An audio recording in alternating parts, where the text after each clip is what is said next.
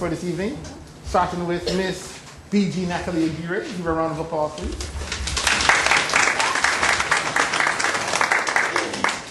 And our fellow moderator, Mr. Alexander Anzardo. He'll be your host for tonight, so ladies and gentlemen, the show is all yours. First of all, thank you all for coming and making it today to our panel. And round of applause for Sister Johnson. And we have here from the City of Miami, from the Commissioners, Michelle Spence Jones' office, Chief of Staff, Cornelius Shiver. We're waiting for the rest of the panel, so we're gonna begin now. Okay, so thank you all for coming again. We're here to discuss what happened with Trayvon Martin and a few other topics that have been on our minds and weighing on our hearts with our community. And I'm sorry. And I'd like to also, I would like to begin with someone who's gonna present a poem for us today. And Jerome Nelson. Grab the card, Major. He's one of our students in the class.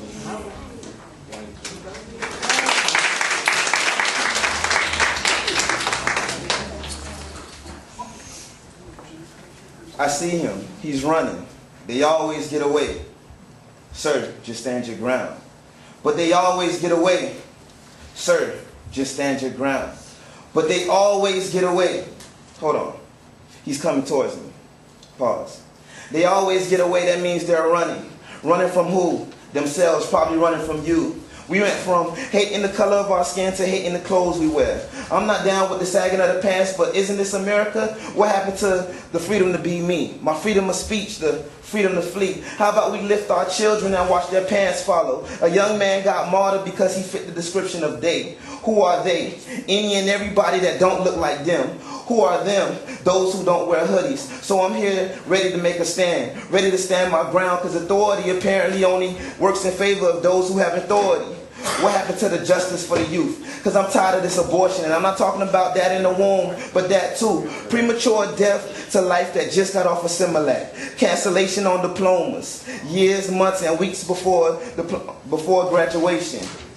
Cancellation on that PhD for that doctor who would have cured HIV and AIDS. But he is dead now because he looked like the one who robbed the bank. Watch me stand my ground because I'm feeling like the justice system ain't just. Like justice system was just rushed. The rich get poor, the rich get richer as the city, the hood, and the projects get the short end of the stick. Yes, that's the few statistics that make it out of it. But why can't we all make it out? Why can't we be a prosperous country? Maybe because the rich get rich off the poor. Education shouldn't be a debt sentence. It was meant to be a debt release. It's time for us to stand our ground. When are you going to stop standing for nothing? When are you going to start standing for something? When are we going to stand up to the unjust man? Man, it's time for us to make a stand. There's ground right here. Are you ready?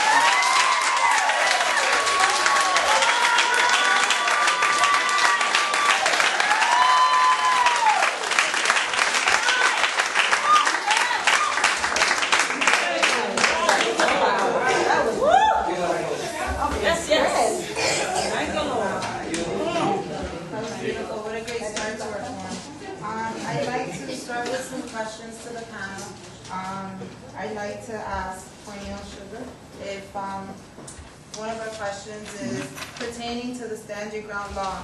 What is the protocol when investigating the Stand Your Ground law? Who ultimately decides whether an arrest is made? Well, that's an interesting question. And by the way, now not only am I the Chief of Staff for Commissioner Spence Jones, but by profession, I'm a criminal defense lawyer. To stand your ground defense is pretty much a codification or just a new version of a self-defense law for the most part. Okay, let's be real about it. What happened was some gun lobbyists got together and modified what was old law into this stand your ground defense. For the most part, the way I understand it is that if you are being attacked, right, you cannot be the aggressor and use this as an affirmative defense. But if you are being attacked, then you may have an attack has to be something of some violence or some bodily harm or some attack of, I guess, of a serious nature. And so as such, then you have a right to defend yourself. But specifically to answer your question, in the case of the relevant case of Trayvon, the police make a determination on whether or not you get arrested. The court of law, a judge and a jury, determines whether or not that defense is viable. So there's no clear answer because it's almost fact specific. So I hope I answered your question in a long way, to get a lot of in on one question. Yes, thank you. Another question that was brought to our class was due to the fact about the organized crime watch in their neighborhoods. We wanted to know, if those organizations have a special training, or should we have special trainings for volunteers who participate in one of those crime watch programs within our community? Is there such a... That's my question? Just your question. There is no law on organized crime watch groups. For the most part, they're like neighborhood associations where people of like interest, in the case of an organized crime watch, people who live in the same community get together to watch each other's back when it comes to criminal activity or suspicious activity, number one. So there are no laws that pertain to that. But there are some superior laws. There's some laws that I call common sense laws. There's some greater laws, some spiritual laws, okay, that apply to all acts. So there is no special training for such organizations? There's no special training because most of the people who make up these crime watch committees are just normal people. Some of them retired, some of them are just downright just nosy, some of them don't have anything else to do, I don't see it as a racial issue per se when it comes to crime watch, because crime is, for the most part, touches everyone. There are victims on both sides. Do you think we should have a special training for those organizations, or should we begin sort of a program or special trainings for such organizations, to touch bases with laws and, pertaining their neighborhood, and whether we should have, special training for them in case such cases such as the... And I answered it, but I really want to hear from how you all feel. Special training. Well, I believe that police departments, I represent the city of Miami, Commissioner Spencer Jones, this is a district, by the way. I truly believe that crime watch groups should register with their city.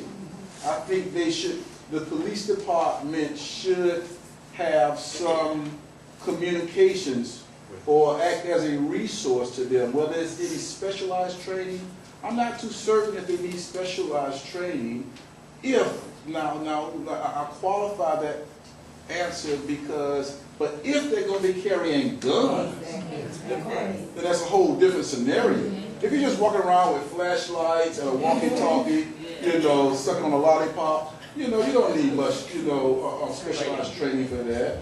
There should be some rules, though, that, like, for example, they should not engage anyone because they can be hurt. They can be harmed. In a Trayvon situation, this individual took it upon himself, right, to be the police and the judge and the jury. He may have been well-intended by riding around and reporting what he saw. Where things become a little cloudy is when the authorities tell you back off. So the question becomes, in that case, that he had specialized training. Would he have listened to the 911 dispatcher and obeyed? We still are waiting to figure out why he exited that truck. There's a lot of questions on what happened in that case, but the point still remains is if he had specialized training, had he had some discipline, he would have listened to the 911 dispatcher when she said, listen, we'll take it from here. Stay in your truck. Don't do anything else further. But we don't know what happened, but we do know he did something further because he got out of that truck. So specialized training, no, if you're just watching and reporting. Yes, if you're going to carry weapons. Thank you. I would just like to say to Mr. Sherman that we formulated these questions with the intent on addressing them to the panel that we invited. Okay. And since we are, We only have you here. we have you. Oh, I'm ready. Yes. Can't y'all tell? I'm ready. You got some more? Y'all got some? Bring it on. Do we have any questions from the audience? I have a question. So you really don't have to be in a crime watch organization. As neighbors, we're supposed to look out for one another. So you really don't have to meet that criteria. You just, if you see a crime, you get on the phone, the so-and-so is breaking somebody's house, but you don't have to be in a crime organization to do that. No, you don't. What we haven't, and I'm gonna get a little more detail with you, okay? Since y'all invited me here, and I was late, so I can give you a little information. Traffic was bad on 95. By the way. In the city of Miami, Commissioner Spence-Jones, at the next commission meeting, will be implementing a program. It's called, I don't know, I should know this, I'm the chief of staff. It's something like a hot spot campaign, where a lot of people don't want to report crime. After all, you know, we live in certain areas. I was born and raised in a black community. You know, I'm from Coconut Grove. I'm proud of it. You know, so we have to be careful about how other people want us to act. But yes, we have a responsibility to report crime, I believe, because it is colorblind. We live in these communities too. Just because we are of a certain color or a certain income bracket doesn't mean we have to be, you know, victims of crime. But on the other token, right, if it's going to put your life in jeopardy or your reputation or your friends or your children, right, that becomes a difficult decision. What Commissioner Spence-Jones is looking to implement is where you can fill out cards, right, with information, drop it off somewhere anonymously, right, and at least you feel like you have made a difference in your community, right? So yes, if you see crime, and you know, yes, you have a moral obligation, an ethical obligation to be a good citizen in your community, you know. But it's a lot more complex than that, folks, you know. I mean, and I only really want to get deep into it, you know, but, you know, I personally have problems with the fact that we have so many guns in our community, but I don't see any gun shops. We have so many drugs in our community, but I don't see boats and ships, you know, and you know, so when we say crime, you know, sometimes our communities are victims of some of these policies. You know, that's just my position. But when you're talking about crime, I'm assuming you're talking about, like, you know, serious crimes like robberies, purse snatching, you know, homicides, breaking into your houses. Folks, we can't tolerate that. That's unfair to the elderly. That's unfair to the young. That's unfair to those who want to do right. That gentleman who gave that poem, that was deep. You know, so those type of ideas that people have need opportunity to flourish. Why do we have to move to Coral Gables or Miami Beach to live decently? And you know, so I can really get deep into it. But yes, we have an obligation to report it. Yes. May you please stand up and introduce yourself? And give me your name too. My name is Velma Bill, and I would like to ask a question in reference to the Trayvon Martin case. Okay. Okay, like you said, the man was sitting in the car. Right. Okay, and the police had already told him not to follow him, just Yes. right down. Right. Instead, he kept on until he killed him. Right. Shouldn't he have been, because it's like premeditated. To me, it's like premeditated. Shouldn't he have gotten first-degree murder instead of second-degree? Well, basically, the way I understand it, the special prosecutor that was appointed by the governor that we thought wasn't worth for him was being stepped up, you know, and did something decent. My understanding, the charges they brought were probably the most serious or highest charges they could have brought. Remember now, the charges that he is facing, he can still, receive life in prison. So, the charges that she brought are serious. First degree murder is premeditation. Whether these facts were premeditation or not is questionable. I don't think they were.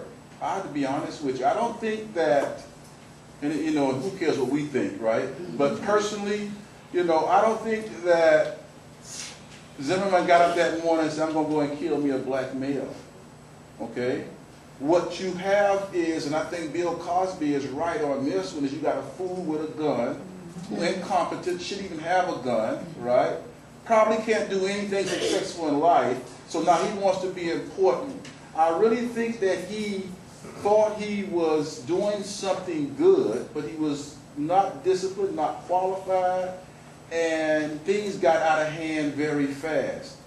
He has a gun, he thinks he has authority, he sees a black male, he stereotypes this black male, as so many of us are, trust me, even I am, okay? And he stereotyped this black male, and then all of a sudden, he gets out now, trying to be Mr. Macho. This black male is actually afraid. And you all know when somebody's afraid, you back them in a corner, and so it became a volatile situation.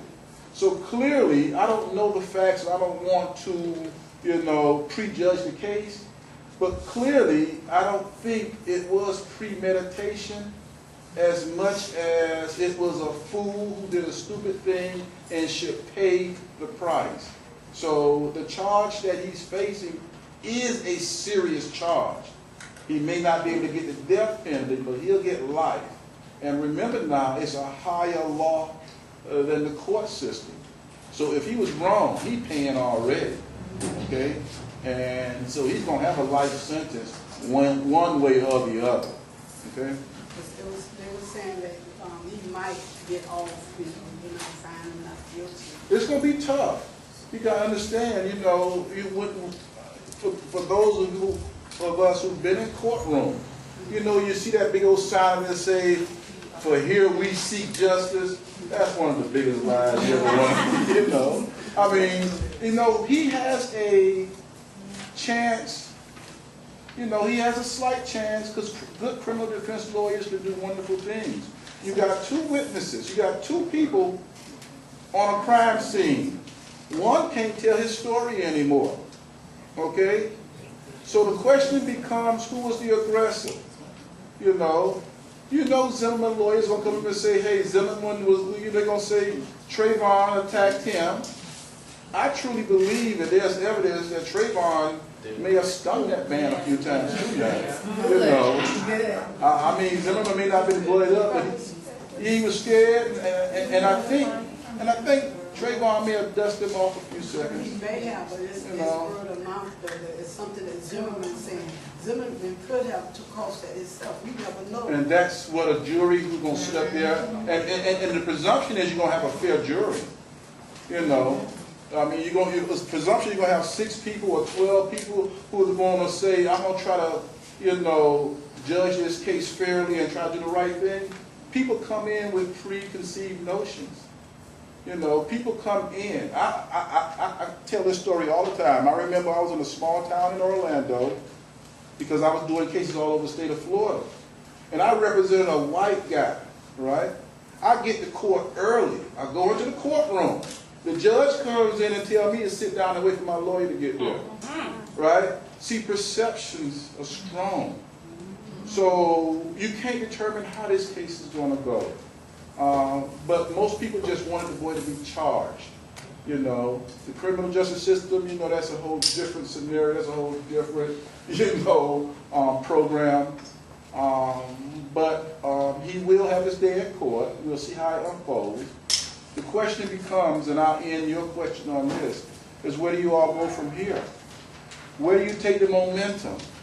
Do you sit around and wait for the criminal justice system to give you justice? Or do you take this energy, this movement, do you take those thoughts And do you go and organize your community? Do you go out and find your own causes? You know, don't let the energy just die. There's so many other things you can do beyond this, you know, but that's a whole different subject, you know. You gotta have a light on to shut me up. My name is Dorothy. I'm in Professor Bell class. Okay. My question is a little bit about what her question was, but just to break it down, don't piggyback off what she's saying. Why did it take the system so long to arrest him? You want my personal? See, I'm gonna give you a real. Yes. I can give you the lawyer story. I can give you the Commissioner Spence Jones City of Miami story. But let me give you the real deal. But before you start, because if the shoe was on the other foot, All right. us being black, we would have been arrested right there in the spot. Well, It wouldn't have been so many that's what many days people and weeks say. went by, and you wouldn't have had this organization start, and everyone from different areas of the country, Right. from young to old, Right. out supporting. And that's what I don't want y'all to lose sight of. You know, if something good had happened, something good took place where the country came together, particularly young people, and they march. So you got to find causes and don't lose that energy. Why did it take so long? I personally believe it had a lot to do with Zimmerman's father's relationship. His father being a magistrate or a former judge, relationship with maybe the prosecutors. So in other words, they gave them a favor. And that They happens. gave him a favor. That happens outside the Zimmerman case. It's who you, people tell you all the time, it's who you know. That's true, okay? It even gets worse when I found out that they drug tested the dead body, but the shooter they did not drug test. They let the boy walk away with his gun, you know, after he had killed someone. You know, it's a lot of bad facts in this case. But your question was, why did it take so long? I truly believe that it's the relationship. Someone called and said, listen, that's my boy. Look out for him. You know the boy been slow all his life. You know, something like that. Shouldn't that person be a little penalized also? Well, that's But you damped him with I'm not too sure if that's, you don't break a crime when you ask favors. You know, the person that should be penalized is maybe the state attorney who listened to him. We were led to believe that the police department, you know, did not do what they wanted to do. Now we found out the police department wanted to arrest and charge the guy, but the state attorneys or the prosecutor in the case decided, no, I don't want to bring charges. So, you know, we got to get the facts out first. Does the prosecutor, should he get it, he should lose, he or she should lose their job, right? Because apparently favoritism did come into play. But let's be real, that's how things happen. This is just an extreme example. Thank you. And I'm sorry, but just to add to what Mr. Shiver said, we here at Miami-Dade in the social science class discuss many options about how should we respond to this situation.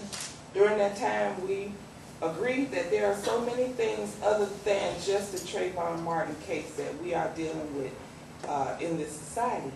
And so one of the options on the table was to do some type of shopping blackout, whether it would be once a month or whether it would be during the holiday season, Christmas time. So those are the questions that we were intending to put towards the panel for a little bit of input on, you know, trying to mobilize that. Right. And where do we go from here as far as our leaders go in assisting or even, you know, just giving a word of encouragement on something of that nature. So we have been discussing other things to do besides, you know, Justice Forum. We're hoping and praying that this is a beginning and a stepping stone to somewhere. We are so thankful that you're here, and we don't take it lightly that you came. Right, and I love being here. I really do. There's so many things that we're going to try to push for from our end. I really think that there should be a database somewhere. Particularly my area of concern is police misconduct. Didn't happen in the Trayvon case as much, but before that in Miami we had a lot of cases where police were just shooting black males left and right. and you know, and the black males may or may not have guns. One of the shootings were in the back, you know. And so one of the things that I would like people to push for on a legislative level, let it be locally, statewide, nationally, is a database where we can keep up and track, well, certain police officers who shoot unarmed people. I'm not going to put a color to it. Because when they leave one police department, they go get a job at another police department. You know, so we need to have a database where we can track these type of things, track individuals who are gun happy. Clearly, there's just too many guns out there, folks. There's just too many guns out there. And so, and the question I've always asked, and no one has been able to answer my question is, where are these guns coming from? I asked the police chief, he said people break in houses and they steal them. You know, I just can't figure out how people getting access to so many guns. You know, and so I would like to see some type of movements on guns, but the people who manufacture guns, for the most part, they call them NRA, you know, the National Rifle Association. They have all the politicians in their pocket. And since they put so much money into lobbying, that's how you come up with the law, you know, like, you know, stand your ground law, whatever they call it, because these people believe in guns, they make money off guns, right? And for whatever reason, we need to get a handle on guns. Well, another question we had from the class, it was also if you should please educate the class regarding ensuring, you know, that guns are not being passed on illegally, and that what we do today to prevent guns, you know, from falling in the wrong hands. I spoke with the police chief about this. You know, what I told him is this: maybe we need to have a law. Say, for example, if a guy comes up to you and say, "Listen, man, you know he's pissed off. You know somebody just dusted his behind off, right? So he runs to you and want to borrow your gun, and you give it to him. You know he's mad. You know he's hot." Or he'll tell you, listen, man, I'm going to go do something. I think you should be charged with whatever crime he does when you give him that gun. So what I like to see, or I'm trying to push, is almost like if a gun is used in a murder, and if we can track everybody who had possession of that gun, they should be charged with a crime too, then you will be reluctant to pass your gun to someone, right? You know, you'll be very reluctant to say, hey, listen, man, I know what you're going to do, but it may fall back on me, all right? Or say if your gun is stolen, you need to report it immediately. You need to report it immediately. So as far as, you know, guns, but the problem with gun legislation is you got lobbyists who put a lot of money behind, and it's in the Constitution, right? Got a right to bear arms, and these people ain't playing. They want guns, and so we have a little, you know, 45 and 35, and they got bazookas. You know, so you know that's a tough question on how to get a handle on. But one thing what I would like to see is hold everybody accountable who was in possession or had a chain of command of that weapon, knowing it was going to be used in a crime. You know, make you very reluctant to say, "Here, man, go ahead and pop it now." No, I ain't doing it, homeboy, because you mess around and they catch you, then you gonna say you got the gun from me. Now I'm cased up with you. And so, you know, that's one thing I'm looking at on the city of Miami level. Please give your question. And wow, I was just talking to you. I ain't even asking a question now. My name is Reginald. I'm in professor's class. One of the questions, like to go back, one of the questions that we had in class was, would the case have caused as much steam if it were a black man killing another black male? And my question to you was, do you think the community would have been more into it, or is it a bad thing that the community only seems to get involved when it's a case of racism involved? No, clearly, you know, if it was another black man killing another black man, it would have never made the news. You know, we would have never known about it, just another statistics. In fact, and I know your question is well intended, but a lot of people are trying to twist that around.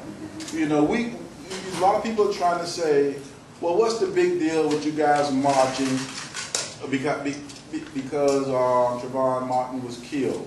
Do you know how many black males have killed black males and you're not marching?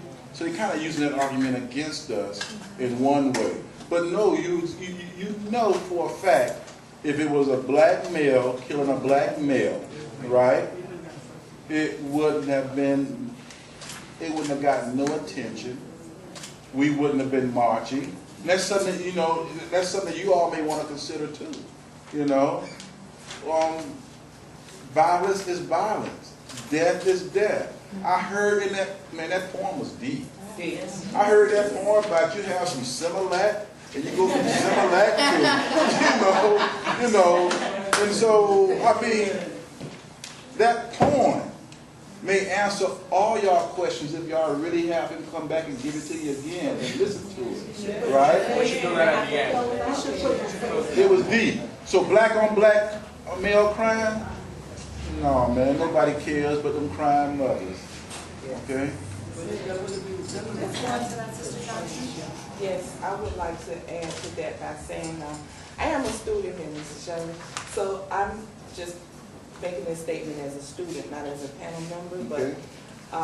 I have been imparted to the class for a long time that because this is a capitalistic society, the reasons why we can't get rid of guns are the same reasons we'll never get rid of OxyContin or alcohol, because someone is making a lot of money selling those products.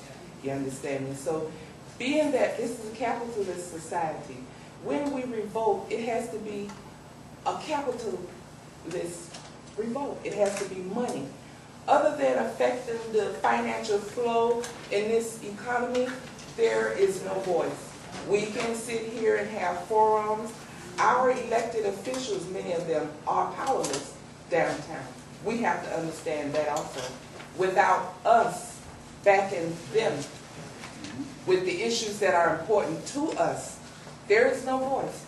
They don't have a voice, and neither do we. And until we address this in a capitalistic manner, such as Dr. King, we won't be heard. Thank you. I'd like to, My name is Dominique. My question goes back to what you were saying about the police. I wanted to know if there is like a way, because we know that there is a lot of Police brutality, police misconduct. corruption, exactly. In the police department, there's a lot of corruption in politics. How can I don't know about it. I'm sorry. That's not true. I'm pretty sure that's not true. But how can we, as a whole, try to weed out all this, corruption from the police department to politics, because it all trickles down back to us? I got the answer to that very complex and difficult question. Okay?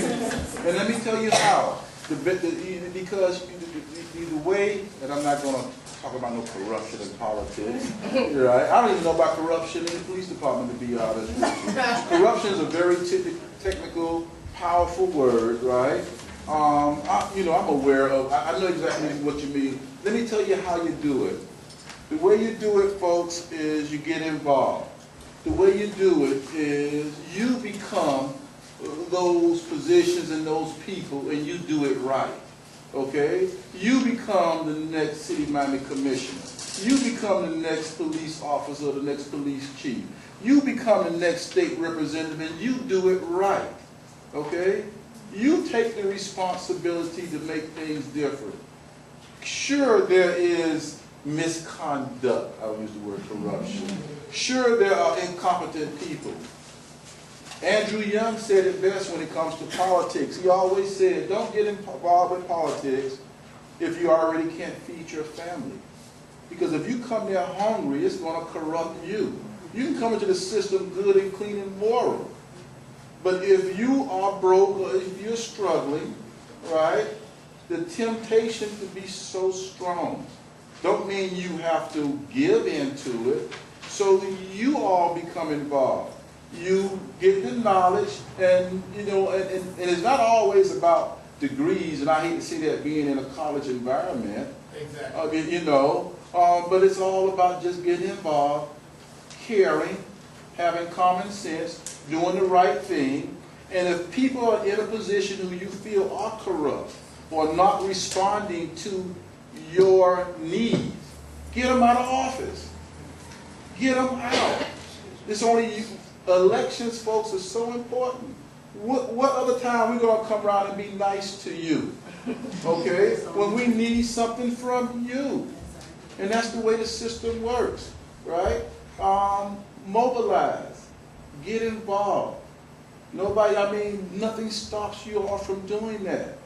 I think this process is the beginning of it, because what you do is you come together in a setting like this, and you have to get the knowledge, you exchange ideas, you respect each other's ideas, whether you agree with them or not. But if you believe there's corruption in the system, I just say they're bad people, okay? Replace them. Simple as that, folks. But You don't that's like my answer, huh? Now, it's not that, but just like you say that they have connections. Everybody, you have to know somebody to know somebody. And a lot of them do. Well, let me tell you this. That's not necessarily true. My boss, Commissioner Spence Jones, is from Liberty City. Okay? I'm an attorney, and I've never been to a black school per se, but I live in a black community. My daddy had an 8th grade education. He cut yards for a living. I didn't have to go get no summer job. I had one. You have no limitations. I'm a University of Miami graduate. I grew up in Brooklyn Grove. I rode my bicycle to high school and to college, right? And you know, and my dad cut yards for a living. That's why I hate doing it today. I had to do it so much, right? So I don't know exactly where you're going. It's who you know truly in certain positions, but everybody didn't get there through, I almost want to say the sperm donation, you know, but the bottom line is simply this: you don't put those limitations on yourself. I'm telling you, you can do it. Get involved, make a difference that way, then I'll come back and tell you, Dominique, you know, how come you set up and told me 5-6 years ago there was corruption in the system? Now you're in a position and it's still corruption. Yeah, but one person can make a difference. I hear that. I truly believe one person. Trayvon Martin was only one person. Okay, I'm telling you, he's going to make a difference. Okay, of course, unfortunately, it's as a result of his death. Okay, but he's one person, and he's going to make a difference. Thank you. Please with your question. Hi, my name is Charlene John. My question goes back to when you were talking about the guns. Mm-hmm. Recently they had a program where if you see someone with a gun or if you know someone with a gun and it's not theirs, you call in and report it and get like $1,000 or something. They have gun buyback programs. I mean, Different people do different ones. You're right. And I found the guns that we were buying back didn't work. But yes, they do have, certain police departments have gun buyback programs. I don't know how effective they are. I don't know if you get $1,000 for it. I may have to cash mine in. It's a buying program. no, it wasn't selling your gun back. It was basically if you see someone with a gun and they didn't own it, and you can call and report it, and you can be rewarded with $1,000. I'm not familiar with that. Yeah. But again, I'll leave my card with the professor, and you guys follow up and let him know and let him get back with me. I'm not familiar with that one. Oh, okay. I just call in. If I see somebody with a gun, I call in. I get $1,000. I'm assuming I have to go get the gun from him from her first. They will probably go and approach the person if they find it, and you'd be rewarded $1,000. It was a. And they tell them. Where you got that? Where you got that? It was like everything, yeah. Yeah, y'all better not let me see. But I can show you the $1,000 right about now. I'm not familiar with it, but I'll be interested in knowing more about it. I mean, that is one way of dealing with the gun issue. Thank you. Please with your question. My name is Mitchell. I'm from Professor Daly's Social Science apologize, and I have a question pertaining to the stand your ground law. Mhm. Do you feel, in light of Trayvon dying, this law should be revived, and do you see it being revived? Revised or revoked? It should be, it should just go away? Yes and no. I mean, a lot of people are making a lot of fuss about, the stand your ground law. Truly, I think it should be revoked, not revised. Revised means change it. Right. There's already a law on the books, folks, that say if you are in fear of your life and somebody's threatening you with bodily harm or deadly force, that you have a right to defend yourself. Clearly, that's called self-defense. We even have a law that your home is your castle. So somebody comes in your house and raises in holy sand, and you are genuinely, you got to be genuinely in fear. You're like, you can't be fake, right? You can kind of defend yourself. So I truly believe that the stand your ground law was not necessary. I don't understand what it brought to the table other than allowing people a way of, as a defense, of what I think is useless killing. So yes, I don't think it should be revised. I think it should be revoked. Just, erased. I think it's really unnecessary. Just to add to that answer, I was reading today that